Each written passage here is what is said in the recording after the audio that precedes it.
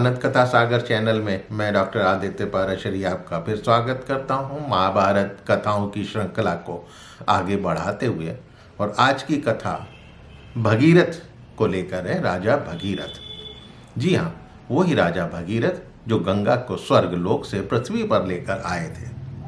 जैसा कि पिछले एपिसोड में मैंने आपको बताया कि लोमश मुनि कथा सुना रहे हैं और दिलीप के पुत्र भगीरथ जो हैं वो उनकी कथा उन्होंने सुनानी शुरू करी।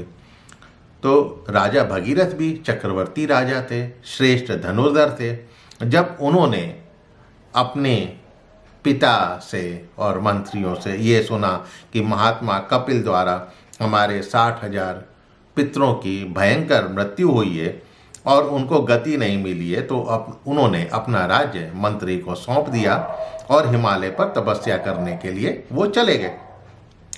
वो गंगा जी की आराधना करना चाहते थे। 1000 दिव्य वर्षों तक उन्होंने तपस्या करी। फिर गंगा जी ने साकार होके उन्हें दर्शन दिया और कहा, बताओ नरेश, मुझसे तुम क्या चाहते हो? तो भगीरथ बोले कि वरदायिनी, मेरे पितामह यज्ञ संबंधी अश्व का पता लगाते हुए कपिल के क्रोध से यमलोक को जा पहुँचे हैं और वो सगर के 60,000 पुत्र थे। उन्हें स्वर्ग लोक में निवास प्राप्त नहीं हुआ है। जब तक आप अपने जल से उन्हें सींच नहीं देती, उनका तर्पण नहीं करती हैं, तब तक उन्हें सद्गति और स्वर्ग की प्राप्ति नहीं हो सकेगी। मैं उसी के उद्धार के लिए, उन्हीं के उद्धार के लिए मैं आपसे याचना करता हूँ कि आप पृथ्वी पर पधारें। भगीरथ की बात सुनकर गंगा जी प्रसन्न हुई और बोली, भगीरथ, मैं तुम्हारी बातें मानूंगी, लेकिन आकाश से गिरते वक्त मेरे वेग को रोकना बहुत कठिन है। राजन, नीलकंठ को छोड़कर तीनों लोकों में, नीलकंठ यानी महादेव, उनको छोड़कर तीनों लोकों में कोई भी ऐसा नहीं है जो मेरे वेग को धारण कर सके। ऐसा करो कि तुम तपस्या कर भगवान शिव को संतुष्ट करो। स्वर्ग से गिरते समय वे ही मुझे अपने मस्तक पर धारण करेंगे। ये सुनकर राजा भगीरथ कैलाश पर्वत चल दिए और वहां पे शिव को प्रसन्न करने के लिए उन्होंने तपस्या करनी प्रारंभ कर दी। और जब शंकर भगवान ने उन्हें दर्शन दिए तो वर स्वरूप उन्होंने शिव से याचना करी कि वो गंगा जी को अपने मस्तक पर धारण करें। भगवान शंकर ने कहा कि मैं तुम्हारे लिए दिव्य देव नदी को, गंगा को अवश्य मस्तक पर धारण करूंगा। ऐसा कहकर शिव अपने पार्षदों से घिरे हिमालय पर आ गए और भगीरथ से कहा कि अब आप जो हैं गंगा से भूतल पर उतरने के लिए प्रार्थना करें। मैं तुम्हारे पितरों को पवित्र करने के लिए गंगा को सिर पर धारण करता हूँ। तब भगीरथ ने गंगा से नीचे उतरने के लिए प्रार्थना करी। राजा के चिंतन करने पर भगवान शंकर को नीचे खड़ा देखकर सहसा गंगा आकाश से नीचे गिरी।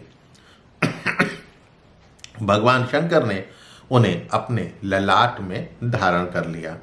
गंगा 3 धाराओं में बट गई और राजा भगीरथ से बोली, महाराज, रास्ता दिखाओ, मैं किस मार्ग से चलूं? मैं तुम्हारे लिए ही पृथ्वी पर आई हूं, पृथ्वी पर तुम्हारे लिए ही उतरी हूं। भगवान शंकर गंगा को सिर पर धारण कर कैलाश पर्वत पर चले गए और राजा भगीरथ गंगा जी के साथ समुद्र तट पर जाकर तरुणालय समुद्र को बड़े वेग से भर दिया और गंगा जी को अपनी उन्होंने पुत्री बना लिया।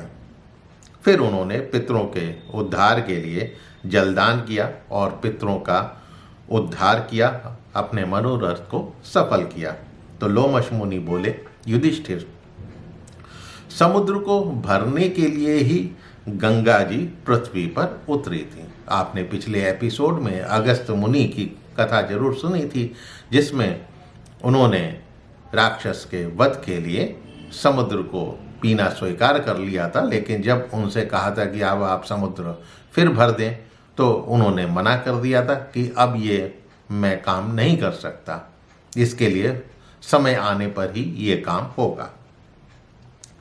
तो गंगा जी जब पृथ्वी पर उतर आए तो उन्होंने समुद्र को भर दिया।